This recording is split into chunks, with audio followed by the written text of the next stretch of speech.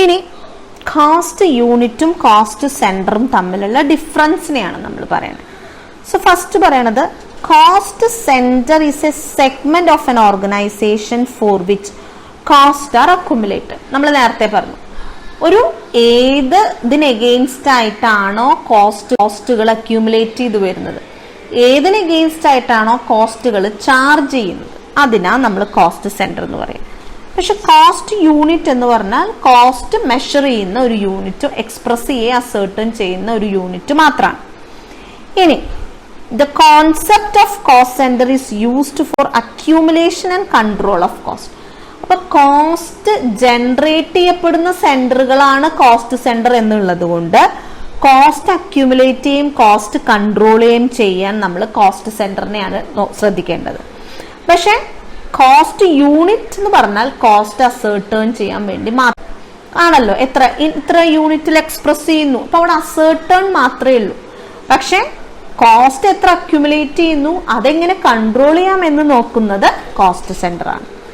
ഇനി different cost centres may be involve in the production of A product. നമ്മൾ നേരത്തെ നോക്കിയല്ലോ, വേണമെങ്കിൽ ഓപ്പറേഷൻസ് ഉണ്ടാവും, കോസ്റ്റ് സെന്റർ ഉണ്ടാവും, പ്രൊഡക്ഷൻ മാത്രം ഉണ്ടാവും, പ്രോസസ്സുകളായിട്ട് കോസ്റ്റ് സെന്റർ ഉണ്ടാവും, പേഴ്സണൽ ഉണ്ടാവും, ഇംപേഴ്സണൽ ഉണ്ടാവും, സർവീസ്, അങ്ങനെ പലതരത്തിലുള്ള കോസ്റ്റ് സെന്ററുകൾ ഉണ്ടാവും ഒരു പ്രോഡക്റ്റിന്റെ പ്രൊഡക്ഷനും ഒരു സർവീസിന്റെ റെൻഡറിങ്ങുമായി റിലേറ്റഡ് ആയിട്ട്.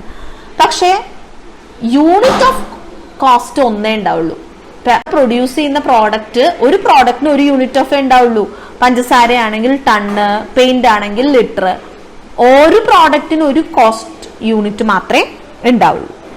ഇനി cost centres are created for assisting the management in the functions of budgeting and controlling.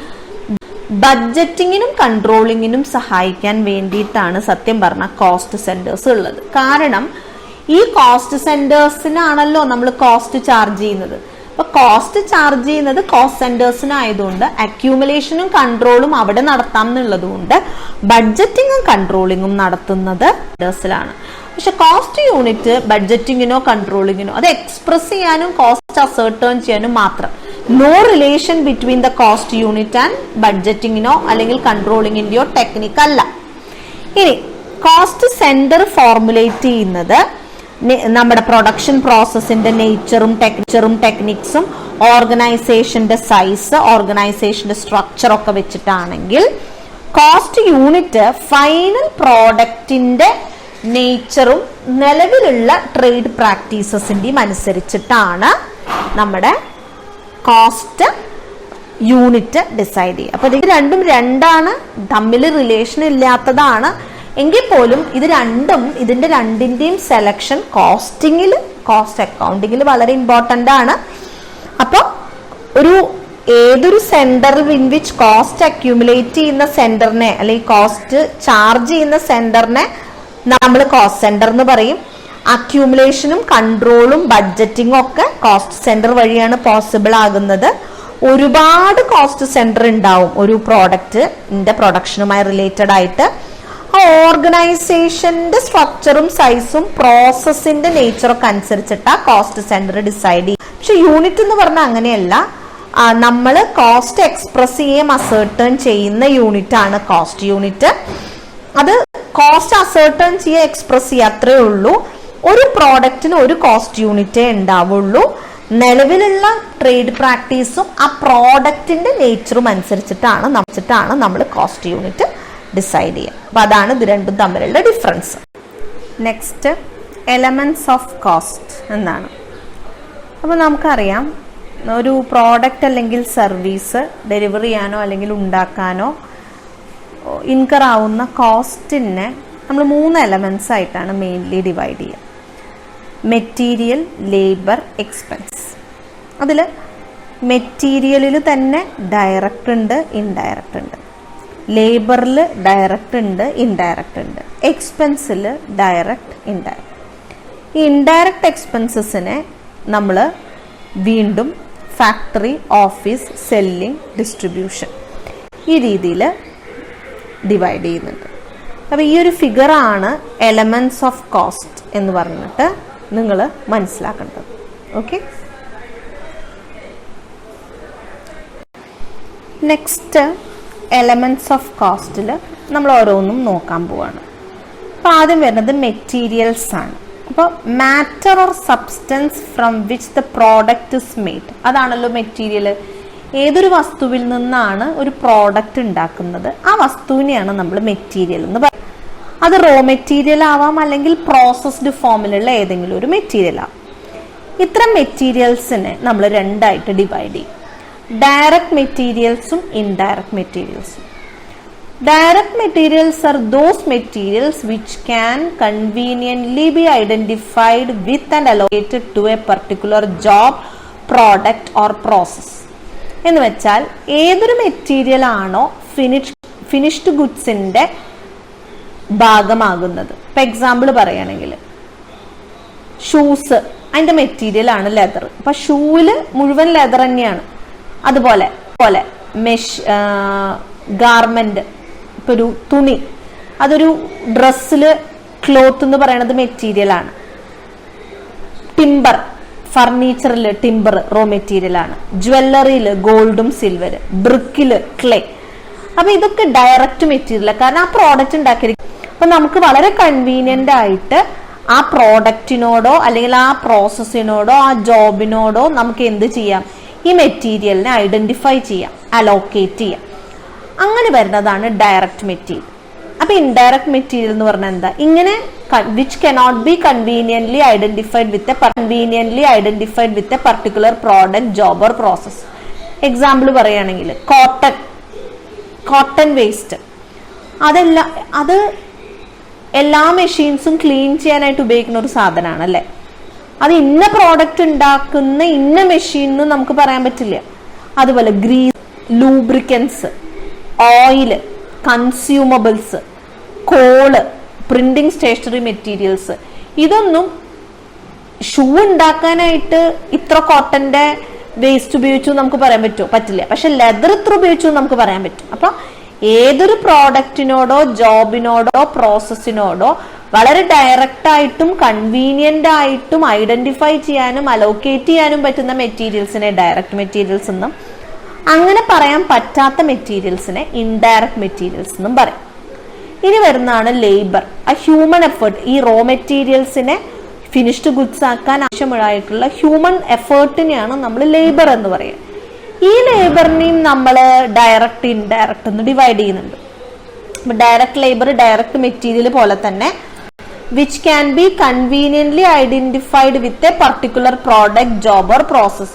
ഒരു പ്രോഡക്റ്റിനോടോ ജോബിനോടോ പ്രോസസ്സിനോടോ ഡയറക്ട്ലി നമുക്ക് കൺവീനിയന്റ് ആയിട്ട് ഐഡന്റിഫൈ ചെയ്യാൻ പറ്റുന്ന ലേബറിനെയാണ്.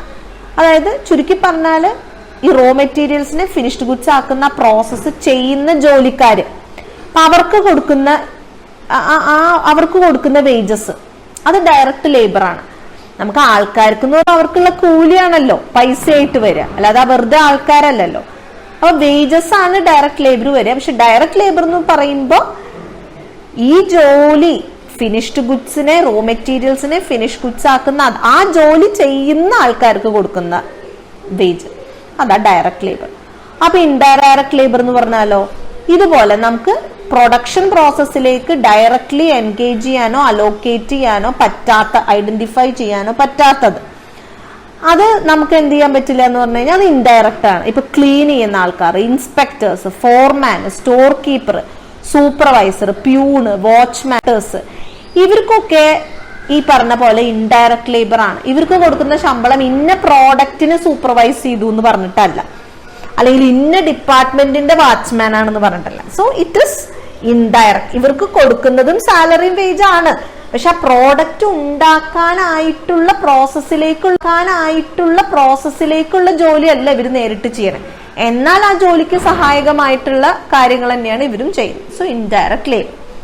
ഇനി വരുന്നതാണ് എക്സ്പെൻസസ്. എക്സ്പെൻസസും ഇതുപോലെ ഡയറക്റ്റ് എക്സ്പെൻസസും ഇൻഡയറക്റ്റ് എക്സ്പെൻസസും ഉണ്ട്. നമ്മൾ ഡയറക്റ്റ് മെറ്റീരിയലും ഡയറക്റ്റ് ലേബറും പറഞ്ഞ പോലെ തന്നെ neither direct material or direct labour, direct മെറ്റീരിയലും പെടുന്നില്ല ഡയറക്റ്റ് ലേബറിനും പെടുന്നില്ല. എന്നാൽ ഈ പ്രോഡക്റ്റിലേക്കോ ജോബിലേക്കോ പ്രോസസ്സിലേക്കോ ഡയറക്റ്റ് ആയിട്ട് ചാർജ് ചെയ്യപ്പെടുന്ന ഏതൊരു എക്സ്പെൻസും ഡയറക്റ്റ് എക്സ്പെൻസ് ആണ്. ഇതിനെ നമ്മൾ chargeable expense, prime cost expense, product expense എന്നൊക്കെ പറയും. ഇപ്പൊ ചിലപ്പോ സ്പെഷ്യൽ ഡ്രോയിങ്ങുകൾ, ഡിസൈനുകൾ, പാറ്റേണുകൾ, റോയൽറ്റീസ്, ട്രാവൽ എക്സ്പെൻസ്, ഡിഫക്റ്റീവ് വർക്കിന്റെ റെക്ടിഫിക്കേഷൻ ചെയ്യാൻ വേണ്ടിയിട്ട്, ചില ജോലിക്ക് വേണ്ടിയിട്ടുള്ള സ്പെഷ്യൽ മെഷീനറി, ചില പ്രോഡക്റ്റിന്റെ എക്സൈസ് ഡ്യൂട്ടി, ഇതൊക്കെ വരും. ഇതൊക്കെ ഡയറക്റ്റ് എക്സ്പെൻസ് ആണ്. കാരണം ആ ഒരു പെർട്ടിക്കുലർ പ്രോഡക്റ്റിന് വേണ്ടിയിട്ടാണ് നമ്മൾ അത് ചെയ്യുന്നത് അല്ലെ. അപ്പൊ അത് ലേബർ ആണോ? അല്ല. ഈ എന്താ പറയാ, സ്പെഷ്യൽ ഡ്രോയിങ്ങിനൊക്കെ വേണ്ടി നമ്മൾ കൊടുക്കുന്ന ആ ഒരു പ്രോഡക്റ്റിന്റെ ഒരു മോഡല്, ആ പ്രോഡക്റ്റിന്റെ ആ ഒരു മോഡലിക്ക് വേണ്ടി നമ്മൾ കൊടുക്കുന്ന മെൻകറിയുന്ന എക്സ്പെൻസ് പറഞ്ഞാൽ അത് മെറ്റീരിയൽ അല്ല, ലേബറും അല്ല. പക്ഷെ എന്നാ പ്രോഡക്റ്റിന് ഡയറക്റ്റ് ആയിട്ട് ചാർജ് ചെയ്യാൻ പറ്റുന്ന എക്സ്പെൻസ് ആണ്. അതാണ് ഡയറക്റ്റ് എക്സ്പെൻസ് വരെ. അതുപോലെ തന്നെ ഇൻഡയറക്റ്റ് എക്സ്പെൻസും വരും. അത് ഈ പറഞ്ഞ പോലെ cannot be identified with a particular product or job ആണ്. അത് അപ്പോർഷൻ ചെയ്യുക അല്ലെങ്കിൽ അബ്സോർബ് ചെയ്യുക ക്രോസ് പല കോസ്റ്റ് സെന്റേഴ്സിലോ കോസ്റ്റ് യൂണിറ്റ്സിലോ ആക്കിയിട്ട് നമ്മൾ അബ്സോർബ് ചെയ്യുകയാണ് ചെയ്യുക. അപ്പോൾ അതിൽ പറഞ്ഞ പോലെ rent, rate, tax, insurance, depreciation, repair, maintenance, carriage, advertising, power and lighting, water, waste treatment, അങ്ങനെയുള്ള സംഭവത്തിന് വരുന്ന എക്സ്പെൻസ് ഒക്കെ ഇൻഡയറക്റ്റ് എക്സ്പെൻസിലായിട്ട് വരിക. അപ്പൊ പൊതുവെ കോസ്റ്റ് എന്ന് പറയുമ്പോൾ മെറ്റീരിയലിന് ഇൻകറിയും ലേബറിന് ഇൻകറിയും അല്ലാത്ത എക്സ്പെൻസസും ഉണ്ടാവും. മെറ്റീരിയൽ തന്നെ ഡയറക്റ്റും ഉണ്ട്, ഇൻഡയറക്റ്റും ഉണ്ട്. ഒരു റോ മെറ്റീരിയല് ആ ഒരു ഫിനിഷ്ഡ് ഗുഡ്സിന്റെ പാർട്ട് ഡയറക്റ്റ് പാർട്ട് ആണെങ്കിൽ ഡയറക്റ്റ് മെറ്റീരിയൽ, അല്ലാത്ത മെറ്റീരിയൽസ് ഇൻഡയറക്റ്റ്. അതുപോലെ റോ മെറ്റീരിയൽസിനെ ഫിനിഷ് ഗുഡ്സ് ആക്കുന്ന പ്രോസസ്സിൽ നേരിട്ട് പങ്കെടുക്കുന്നവർക്ക് കൊടുക്കുന്ന ലേബർ ആണ് ഡയറക്റ്റ് ലേബർ. അല്ലാതെ മറ്റു ജോലികൾക്ക് ഇതിന് സഹായിക്കുന്ന രീതിയിലുള്ള മറ്റു ജോലിയിലേക്കൊക്കെ കൊടുക്കുന്ന ആൾക്കാർക്ക് പേ ചെയ്യുന്ന എക്സ്പെൻസ് കംപ്ലീറ്റ് ഇൻഡയറക്റ്റ് ലേബർ ആയിട്ട് വരും. ഇനി ഈ രണ്ട് വിഭാഗത്തിലും പെടാതെ ഡയറക്റ്റ് മെറ്റീരിയലിലും ഇല്ല, ഡയറക്റ്റ് ലേബറിലും ഇല്ല, എന്നാൽ ഈ പ്രോഡക്റ്റിന് വേണ്ടി നേരിട്ട് ഇൻകർ ചെയ്തിട്ടിരിക്കുന്ന കോസ്റ്റ് ആണ്. അപ്പൊ അത് ഡയറക്റ്റ് എക്സ്പെൻസിൽ വരും. അങ്ങനെ അല്ലാതെ വരുന്നത് ഇൻഡയറക്റ്റ് എക്സ്പെൻസിലും പോകും. സോ ഇതാണ് എലമെന്റ്സ് ഓഫ് കോസ്റ്റിൽ നമ്മൾ പഠിക്കേണ്ട ഇമ്പോർട്ടന്റ് കോസ്റ്റ്. പ്രോബ്ലം ചെയ്യാനും ഇത് തന്നെയാണ് നമുക്ക് ആവശ്യമായിട്ട് വരിക.